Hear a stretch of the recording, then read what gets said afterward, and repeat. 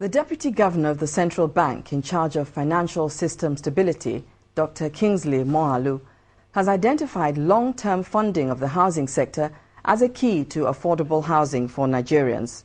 Dr. Moghalu said that the nation's housing sector has remained grossly underdeveloped despite efforts by government to address the deficit in the sector. He called for the provision of a legal framework for accelerated development of the housing sector to improve the living conditions of all Nigerians. These are the type of buildings you find in most parts of the country, from poorly structured houses to lack of access roads. Residents who live in these kinds of houses are often faced with issues of collapsed buildings and lack of proper ventilation. To address this daunting challenge affecting more than 63 million of the nation's population, officials of the central bank say the provision of long-term funding for the housing sector will help provide affordable accommodation for all.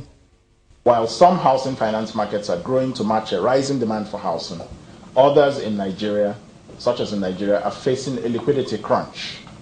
In the face of these challenges, and given that housing mortgage finance is a key component of the financial services industry, it has become imperative for the Central Bank of Nigeria to champion the reform efforts in the subsector.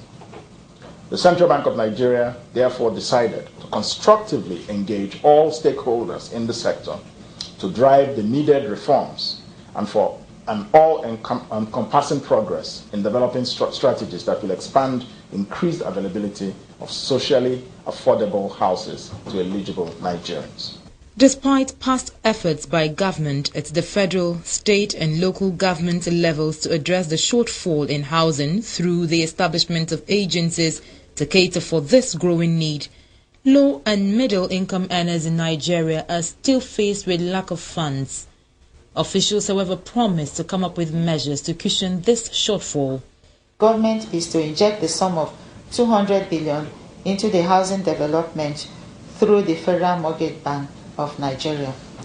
We are also optimistic that as the economy improves, the disposable incomes of workers will increase and their ability to access mortgage finance will no longer be encumbered.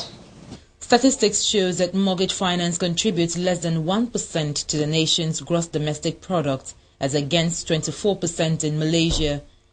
Experts say that a major reform in the nation's housing sector is needed to reverse this trend.